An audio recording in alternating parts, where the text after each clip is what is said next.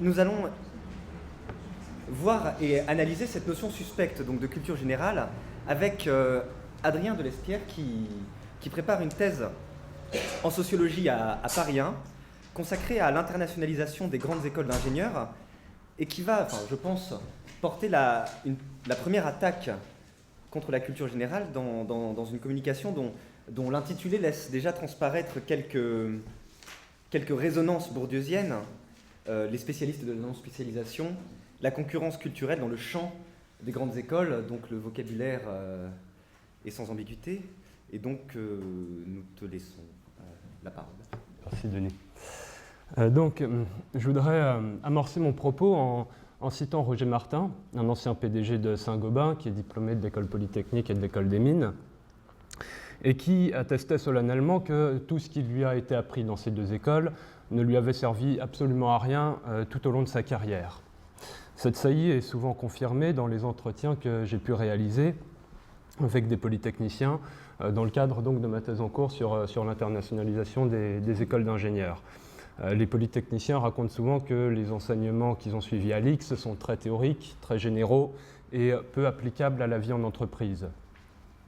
Ils racontent également que leur formation professionnelle réelle commence progressivement en fait, à l'extérieur de Polytechnique au moment de l'année complémentaire qu'ils passent dans une des écoles dites d'application qui préparent leur insertion sur le marché du travail.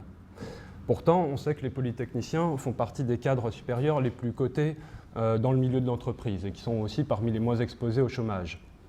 Les classements sur les niveaux de salaire révèlent qu'ils sont nettement plus rémunérés que la plupart des cadres sortis des autres écoles d'ingénieurs ou de commerce. Par exemple, une enquête sur l'insertion professionnelle des diplômés, une enquête qui a été réalisée en 2011 par la CGE, la Conférence des grandes écoles, montre que les polytechniciens commencent en moyenne à 50 000 € annuels au début de leur carrière pour 32 000 € de moyenne annuelle pour l'ensemble des diplômés des écoles d'ingénieurs. Donc, comment expliquer ce fait un peu paradoxal qui veut que le diplôme d'une école comme Polytechnique, dont l'enseignement est très éloigné de la vie professionnelle, soit tout de même parmi les plus valorisés sur le marché du travail. Qu'est-ce qui donne sa valeur, autrement dit, qu'est-ce qui donne sa valeur au titre des grandes écoles, si on admet avec Roger Martin que leur formation n'est pas d'une grande utilité intrinsèque et ne donne aucune compétence particulière. Donc c'est par cette question-là, celle du fétichisme du diplôme, qu'on va un peu mieux cerner ce qu'est la culture générale, de quoi est-elle constituée, par opposition à quoi elle se construit, et surtout quelle est sa fonction, qu'est-ce qu'elle exprime et qu'elle dissimule tout à la fois. On va d'abord voir que les effets associés au diplôme varient énormément selon la position occupée par chaque école au sein du champ éducatif. On va d'abord parler des écoles de faible renommée pour voir quelles sont leurs fonctions pédagogiques, quel type de culture elles inculquent à leurs élèves et quel type de rapport cette culture entretient avec le monde professionnel. Ça nous permettra ensuite de mieux dégager par contraste ce qui caractérise les grandes écoles, en quoi consiste leur mode de sélection et de formation, et qui est associé au général, à la polyvalence, à ce qui surplombe le savoir particulier et parcellaire des techniciens. Et on verra enfin en quoi ces types de savoirs, cette culture générale, confèrent au diplôme des grandes écoles une valeur particulière. En gros, cette question du fétichisme du diplôme nous permettra d'en savoir un peu plus sur la façon dont le pouvoir se monopolise et se transmet dans les sociétés modernes. On pourra notamment aborder à la fin la critique que Bourdieu, sur laquelle je vais largement m'appuyer puisque j'ai été invité pour ça, la critique que Bourdieu adresse aux théories de Weber sur la bureaucratie. Donc, le premier principe d'opposition que Bourdieu dégage dans son étude sur le champ des grandes écoles, c'est celui qui sépare les écoles de la grande porte des écoles de la petite porte, les écoles de faible renommée. C'est une opposition qui correspond dans le monde de l'enseignement à celle qui sépare dans le monde social la grande de la petite bourgeoisie, pour aller vite. Donc ces écoles du pôle dominé, ce sont par exemple les IUT, ce sont les petites écoles techniques, ce sont les ESC de province. En général, ce sont des établissements qui se trouvent en position désavantageuse par rapport aux très grandes écoles les plus consacrées, en position désavantageuse sous plusieurs aspects. Déjà, ce sont souvent des écoles provinciales, elles sont relativement récentes et elles imposent une sélection plus faible à l'entrée. Elles ne recrutent pas ou pas toujours après les classes préparatoires, elles n'imposent pas nécessairement de concours aux candidats et elles sont relativement peu connues au-delà du niveau local. C'est une position qui les place dans une situation de forte dépendance par rapport aux demandes du secteur économique. Pour que leurs diplômés trouvent à s'employer, il faut que leur formation soit bien ajustée aux besoins techniques du marché du travail. Il faut qu'ils correspondent aux demandes spécifiques de certains secteurs professionnels. Évidemment, alors cette exigence d'adaptation de la formation aux besoins des employeurs, elle concerne plus ou moins toutes les écoles qui forment des élèves voués à travailler un jour ou l'autre dans le secteur privé ou en entreprise. Mais plus on monte dans la hiérarchie des écoles, pour aller vers Polytechnique par exemple, plus cette exigence est mise à distance et pèse peu sur la sélection et la formation des élèves. Au contraire, plus on descend dans la hiérarchie, plus les écoles sont spécialisées dans un domaine technique particulier, et donc plus leur formation s'aligne sur les besoins techniques spécifiques à un segment particulier du marché du travail. Concrètement, ça veut dire que les enseignements qui sont dispensés dans ces écoles seront moins diversifiés, puisqu'ils seront tous indexés à une activité professionnelle assez précise. Ils spécialiseront rapidement les élèves dans un domaine particulier, par exemple la gestion ou la comptabilité, ou pour l'ingénierie, un domaine particulier des sciences de l'ingénieur, l'électronique ou la construction. Bref, autant dire que les connaissances qui sont enseignées dans ces écoles sont placées à un niveau relativement bas de la hiérarchie des valeurs scolaires. Par opposition aux disciplines les plus prestigieuses scolairement, qui sont aussi les plus théoriques, les plus abstraites, les plus générales, comme la philosophie ou, dans le cas des ingénieurs, les mathématiques ou la physique. Par opposition à ça, les connaissances qui sont enseignées dans les écoles techniques sont orientées sur un domaine particulier, concret, et leur apprentissage même prend souvent un caractère assez empirique et inductif, avec des travaux pratiques, des études de cas ou des mises en situation. Donc, du fait de leur position peu élevée dans la hiérarchie des valeurs scolaires, ces enseignements ne sont pas du tout associés à l'idéologie charismatique du don, dont on a un petit peu parlé au cours des 2 premières interventions. Donc elles ne sont pas du tout associées à l'idée que leur acquisition repose sur un don, comme c'est le cas pour les disciplines les plus nobles. L'acquisition des savoirs techniques est associée aux vertus plus de la petite bourgeoisie, sans connotation péjorative, mais d'un travail rigoureux, patient, régulier, mais jamais aux vertus associées aux classes supérieures, qui sont celles du brillant, celles d'une réflexion élevée, personnelle, originale, etc.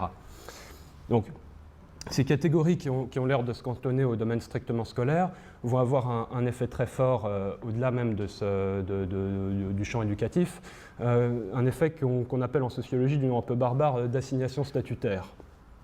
D'une part, au niveau subjectif, les individus ont plus ou moins intériorisé les verdicts que l'institution scolaire porte sur eux, ce qui va contribuer à régler leurs aspirations, leurs désirs, vers la voie qui est objectivement la plus probable pour eux, vers le destin qui leur est plus ou moins assigné. D'autre part, à un niveau objectif, les individus vont se voir attribuer une sorte d'essence sociale par le diplôme. En l'occurrence, ils vont être techniciens de ceci ou de cela, spécialistes de comptabilité ou d'agronomie ou d'électronique, etc. Mais par opposition aux diplômes des grandes écoles, ceux des écoles techniques sont des sortes d'essence un peu au rabais. En premier lieu, parce que les titres scolaires des écoles spécialisées sont soumis à une dévaluation plus ou moins rapide. Une compétence technique, si elle n'est pas régulièrement révisée, mise à jour, elle devient obsolète. Elle est vite dépréciée par l'avancée technologique.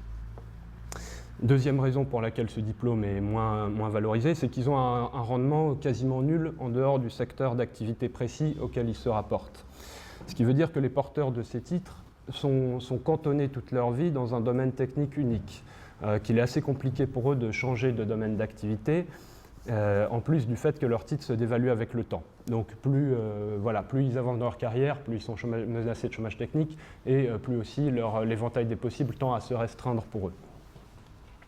C'est l'inverse qui se passe pour les diplômés des écoles de la grande porte, des écoles prestigieuses. Donc tout oppose ces écoles-là aux écoles techniques. Déjà, les écoles prestigieuses sont souvent localisées à Paris ou alentour, Saclay, etc. Elles sont encore en quelque sorte anoblies par leur ancienneté. Une bonne partie d'entre elles ont été fondées au cours du XIXe siècle, certaines datent même de l'Ancien Régime. Et surtout, elles sont plus consacrées scolairement. Déjà parce qu'elles recrutent après des concours très sélectifs, à l'issue de 2 ans de classe préparatoire, ce qui leur garantit des élèves qui sont non seulement d'un très bon niveau scolaire, mais aussi, parce que ça va fréquemment de pair, des élèves qui sont d'origine sociale élevée. Et donc cette question-là du recrutement, de la légitimité scolaire des écoles, c'est un enjeu central de concurrence entre elles, parce que c'est ça qui est le principe de légitimité dominant au sein du champ. Il s'impose plus ou moins à tous les établissements. Concrètement, qu'est-ce que ça veut dire? Ça veut dire que pour gagner en prestige, pour conquérir ou pour défendre sa place dans la compétition qui l'oppose aux autres écoles, chaque établissement doit gagner en autonomie par rapport aux besoins techniques du champ économique et s'aligner sur les principes de l'excellence scolaire. À travers quoi est-ce que ça se manifeste? Si on prend par exemple les cas des écoles des mines et des ponts, deux écoles d'application, enfin les deux écoles d'application de Polytechnique qui sont aujourd'hui les plus prestigieuses. Bon, toutes les deux datent de l'Ancien Régime et elles ont failli être fermées en 1794 au moment où Polytechnique, qui n'a d'ailleurs pas tout de suite été fondée sous ce nom, au moment où Polytechnique a été ouverte. Après une période de battement, il a d'abord été décidé qu'elle servirait uniquement à assurer la fin de la formation de certains polytechniciens, de ceux d'entre eux qui sont destinés à entrer dans le corps des mines ou dans le corps des ponts. Donc pendant un bon moment, ça a été des écoles satellites qui n'avaient pas d'élèves propres. Elles n'accueillaient chaque année qu'une petite partie de la population des polytechniciens et elles assuraient la partie de la formation qui était réputée la moins noble, la plus appliquée. Si les choses en étaient restées là, l'école des mines et l'école des ponts ne compteraient pas aujourd'hui parmi les établissements les plus prestigieux. Pour gagner en légitimité, pour ne pas rester tout à fait dans l'ombre de Polytechnique, elles ont dû petit à petit évoluer. Elles ont obtenu le droit d'abord de recruter leurs propres élèves, de mettre au point leurs propres concours d'entrée et de faire évoluer aussi leur programme d'enseignement. Ça ne s'est pas fait d'un coup, mais leur montée dans l'échelle du prestige et allait de pair avec donc, un recrutement scolaire de plus en plus sélectif, avec des enseignements de plus en plus théoriques, généraux, et qui ne se cantonnent pas à une spécialité technique particulière.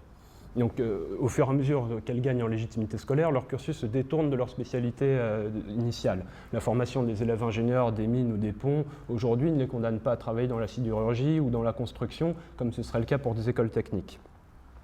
Là, j'ai pris un exemple l'exemple de deux écoles d'ingénieurs, mais c'est vrai aussi pour les autres écoles.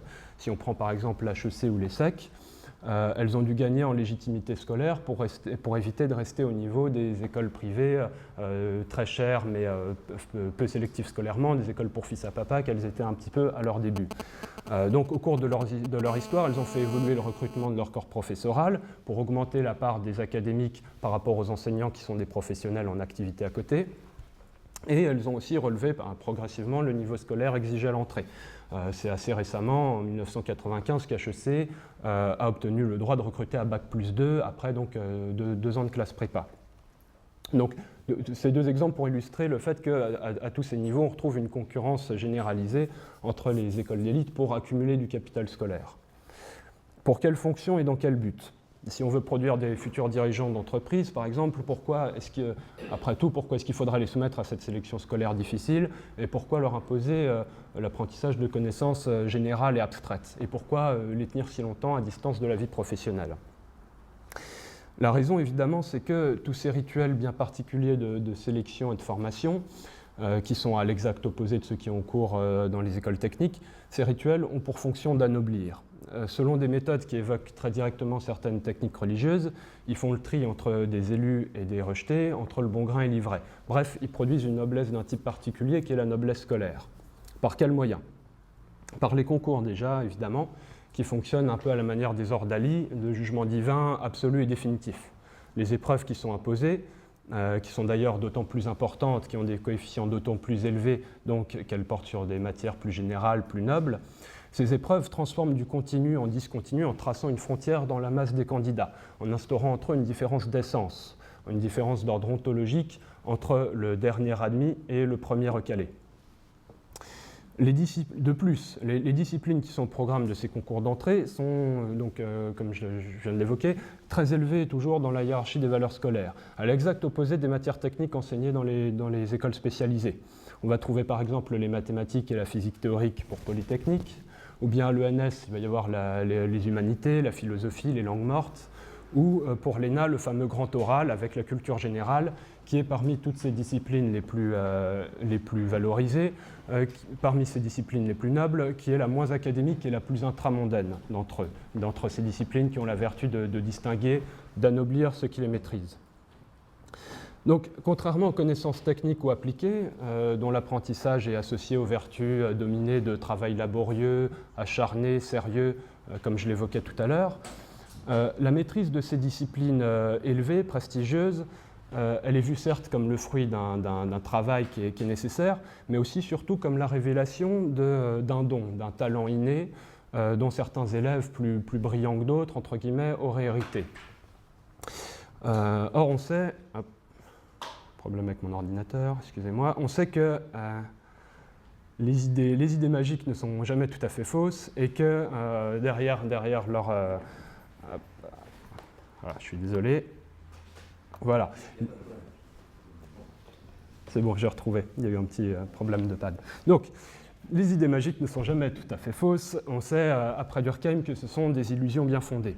Donc, derrière cette idée qu'il y a des disciplines particulières qui auraient la vertu de révéler les qualités profondes d'une personne, voire même de contribuer activement à la formation de son être profond, derrière cette idée-là, on trouve évidemment un fondement social. La discipline, au sens cette fois de discipline de vie, d'organisation de l'existence, qui est imposée aux élèves des classes préparatoires pour se préparer aux épreuves finales des concours, cette discipline correspond à la forme que prennent, dans nos sociétés contemporaines, que prennent les pratiques ascétiques que toute société, tout groupe social impose à ceux qui sont destinés à en constituer l'élite. Dans un ouvrage classique, Les formes élémentaires de la vie religieuse, Durkheim montrait en effet que l'ascétisme, qui est au fondement, selon lui, de toute culture humaine, l'ascétisme est l'école par laquelle passent nécessairement ceux qui prétendent participer pleinement du sacré, ceux qui prétendent être des hommes accomplis, des hommes au sens plein du terme, d'une essence supérieure à celle des autres. Ce sont des hommes qui sont capables de dominer leur pulsion animale, de dominer la nature qui est en eux, et qui par là peuvent légitimement prétendre dominer ceux qui sont incapables de se dominer eux-mêmes. C'est cette idée qu'on trouve au fondement des pratiques ascétiques qui sont imposées à ceux qui sont destinés à former une élite. Alors cette ascèse pédagogique peut prendre des contenus extrêmement différents.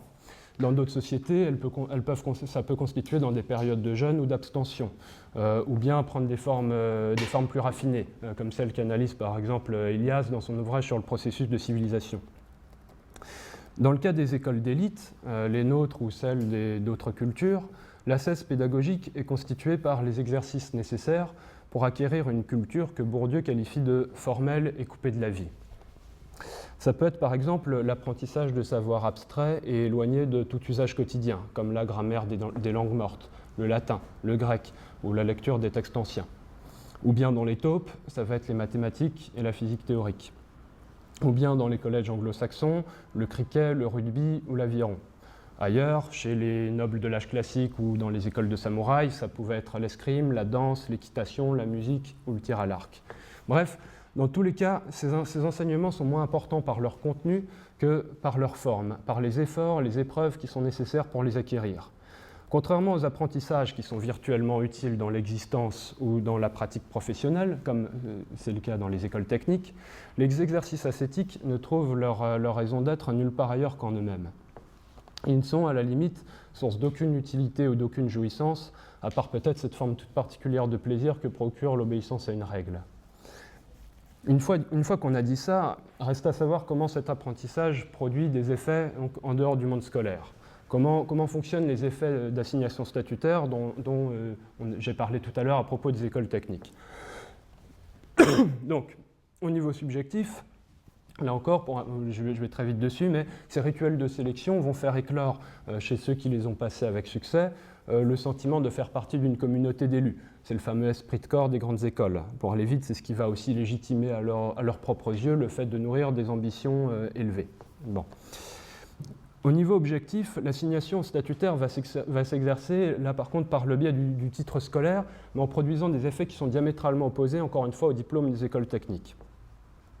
Le diplôme d'une école prestigieuse, en effet, il confère à son porteur une valeur symbolique qui, d'une part, est universellement reconnue sur le marché du travail, et qui, d'autre part, est intemporel et ne se dévalue pas. Je vais détailler ces deux effets l'un après l'autre. D'abord, l'intemporalité. Pourquoi est-ce que ce diplôme ne se dévalue pas ? Parce que, contrairement à la compétence technique, qui est condamnée tôt ou tard à l'obsolescence par les avancées technologiques, un titre scolaire prestigieux vaut comme une attestation d'excellence ou d'intelligence valable à vie. Indépendamment du fait qu'un diplômé soit ou non compétent pour un poste spécifique, que ses capacités effectives soient ou non en phase avec celles qui sont requises pour ce poste, le titre scolaire est acquis une fois pour toutes et il certifie en droit une capacité. Comme je le disais tout à l'heure, le concours d'entrée fonctionne comme une ordalie, un jugement divin, donc définitif. On est normalien, polytechnicien ou énarque à vie, sans avoir à refaire ses preuves une nouvelle fois. En un mot, le titre scolaire garantit une compétence de droit qui ne correspond pas nécessairement à une compétence de fait. Ici, on retrouve tout à fait ce que disait Pascal sur ce qu'il appelait la montre, sur les effets de prestige, de pouvoir symbolique qui sont attachés à l'apparat et à la présentation. En 2 mots, il y a un passage des Pensées où Pascal explique que si les magistrats qui s'habillent en hermine ou les médecins qui portent des bonnets carrés, si tout cela possédait la vraie justice ou les véritables moyens de guérir, ils n'auraient absolument pas besoin de porter des hermines ou des bonnets carrés, parce que leur justice ou leur médecine s'imposerait d'elle-même et n'aurait pas besoin d'artifices supplémentaires pour entraîner l'adhésion. De la même manière, on pourrait dire, si on était un peu malveillant, qu'avec les énarques ou les polytechniciens, c'est un petit peu la même chose. Le titre scolaire parle en quelque sorte pour eux, il parle à leur place et à la place de leurs actes. Qu'un diplômé de Polytechnique soit ou non compétent pour occuper un certain poste, c'est un polytechnicien, donc rien n'est censé être en dehors de sa portée. Comme toutes les noblesses, les détenteurs de titres scolaires prestigieux sont définis par leur essence plus que par leur existence. Ils sont définis par ce qu'ils sont plus que par ce qu'ils font. Et du coup, l'idéologie de la culture générale ou de la formation généraliste a précisément pour fonction de dissimuler cet écart entre le droit et le fait, entre les capacités effectives d'un individu et ce que certifie son diplôme. De fait, les hommes certifiés cultivés ne sont jamais mis en demeure de faire techniquement la preuve de leur culture.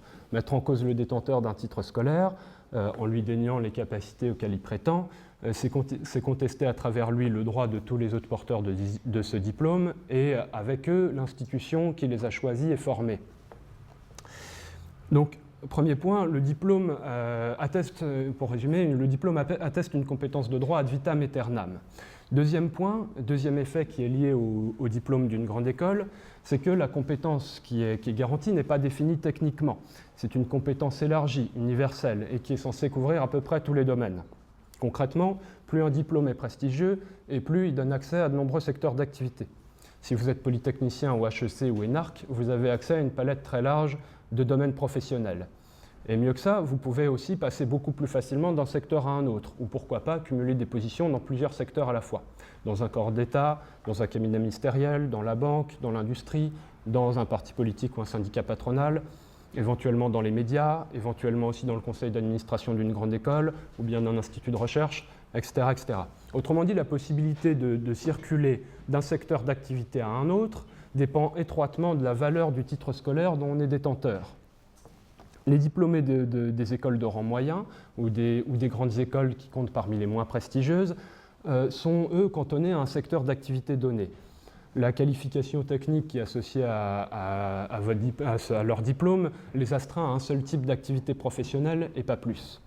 D'où le fait que les diplômés de ces écoles moyennes ou intermédiaires n'aient pas une culture professionnelle commune qui transcende leur domaine d'activité particulier. C'est-à-dire qu'en clair, aux échelons moyens de nos sociétés ou dans la moyenne bourgeoisie, il y a les ingénieurs, il y a les commerciaux, il y a les enseignants, les journalistes, les juristes, etc. Bref, autant de secteurs professionnels, mais qui sont séparés, spécialisés, avec chacun sa culture professionnelle et relativement peu de circulation d'un domaine à un autre. Par contre, plus on monte dans la hiérarchie sociale, plus les individus circulent entre les différents secteurs, et plus les frontières entre ces différents secteurs s'estompent. Les individus les plus puissants dans notre société sont ceux qui ont une surface sociale étendue, qui démultiplient leurs capitaux en occupant, soit successivement, soit simultanément, des positions dans plusieurs secteurs. Les grands patrons, par exemple, n'ont pas passé toute leur vie dans une entreprise. Ils ont souvent été hauts fonctionnaires ou dans des cabinets ministériels, ils siègent parfois dans les grandes écoles ou dans d'autres entreprises, ils ont parfois des activités syndicales ou politiques, ils peuvent faire du mécénat, etc. etc. Et ils sont évidemment amenés à côtoyer régulièrement des gens qui, comme eux, détiennent de nombreuses positions dans le champ du pouvoir. Prenons par exemple un directeur du commissariat à l'énergie atomique. Inévitablement, dans le cadre de ses activités, il va être régulièrement en contact avec d'autres dirigeants, dans les ministères, au CNRS, à l'armée, dans l'industrie aéronautique, dans l'industrie de l'armement, et ainsi de suite. Donc, pour comprendre la fonction de la culture générale dans notre société, il faut avoir en tête l'organisation particulière du pouvoir qui est en vigueur chez nous. Il y a des systèmes sociaux où la division du travail de domination est plus segmentée, plus horizontale. Il y a ceux qui combattent, il y a ceux qui manipulent les cris, il y a ceux qui prient, ceux qui édictent le droit, ceux qui manipulent l'argent, etc. Évidemment, il y a des liens entre les uns et les autres, mais tous ces dirigeants sont plus différenciés et parfois plus opposés entre eux. Dans d'autres sociétés, voilà, le pouvoir n'est pas concentré de la même manière que chez nous, il est plus dispersé, il est réparti entre différentes têtes. Dans notre société, au contraire, comme l'ont analysé Weber, Elias, Bourdieu ou d'autres, les différentes formes de capitaux sont beaucoup moins dispersées, beaucoup plus monopolisées. Donc ça veut dire quoi? Ça veut dire qu'il y a une interdépendance beaucoup plus marquée entre les différents secteurs du champ du pouvoir, qui sont beaucoup plus poreux, qui permettent la circulation des dirigeants d'un secteur à un autre. D'où l'opposition que j'évoquais tout à l'heure entre la moyenne bourgeoisie qui est répartie entre des domaines d'activités séparés et la grande bourgeoisie qui est composée d'un nombre beaucoup plus restreint d'individus, mais qui détient une surface sociale beaucoup plus large, puisque chacun de ces individus occupe plusieurs positions, et que donc il est en mesure de concentrer beaucoup plus de capitaux que s'il en détenait qu'une seule. Donc tout ça, quel rapport ça a avec la culture générale, quel rapport ça a avec le monopole d'une culture qui prétend surplomber celle des autres, et notamment celle des techniciens, celle des gens spécialisés. Bon, dans l'organisation du pouvoir que je viens d'évoquer, cette culture générale joue à deux niveaux. Elle a deux fonctions primordiales. D'abord, on l'a vu, elle légitime l'accès aux positions dominantes par le biais des titres scolaires prestigieux, des diplômes. Elle consacre en effet la supériorité de la compétence élargie, universelle, générique du gestionnaire par rapport à la compétence technique des spécialistes. Du coup, elle légitime la concentration des différentes formes de pouvoir, le pouvoir économique et le pouvoir administratif notamment. Elle légitime leur concentration sur un nombre limité d'individus qui cumulent ces différentes formes de capitaux. Première fonction. La deuxième fonction, c'est que la culture générale, elle renvoie à un changement de morphologie de la classe dominante, qui passe d'une solidarité par complémentarité à une solidarité par similitude entre les dirigeants. La solidarité par complémentarité, la solidarité organique, comme dirait Durkheim, c'est celle des sociétés où les secteurs sont segmentés et où les dirigeants de ces secteurs présentent des profils plus variés, plus distincts les uns par rapport aux autres, entre ceux qui combattent, ceux qui prient, les commerçants, etc. Par contre, dans la société par similitude, la solidarité mécanique, les dirigeants ont un profil beaucoup plus uniforme qui va de pair avec cette concentration du pouvoir. Ils sont souvent, de fait, si on étudie le milieu de la grande bourgeoisie et des grands patrons du CAC 40 par exemple, on se rend compte qu'ils sont souvent parisiens, qu'ils sont souvent passés par les mêmes classes préparatoires, puis les mêmes grandes écoles. Bref, en deux mots, les origines sociales et géographiques sont très proches. Et la culture générale dans tout ça, en plus de cette fonction de légitimation par le diplôme, elle assure également l'intégration logique et morale de cette classe dominante. Elle contribue à produire ce que Proust appellerait une consanguinité des esprits. Concrètement, à travers l'éducation familiale et scolaire très particulière qu'ils ont vécue, les membres de cette classe dominante partagent un inconscient commun, des manières communes de penser, d'agir, de vivre, qui favorisent la coordination dans les deux sens du terme. À la fois la reconnaissance mutuelle, la cooptation qui s'amène entre eux, et aussi l'entraide, l'échange de services. Donc à travers ce développement, enfin, ces considérations, on est mieux en mesure de saisir la critique que Bourdieu adressait à Weber et à son analyse de la bureaucratie. Et je finirai là-dessus.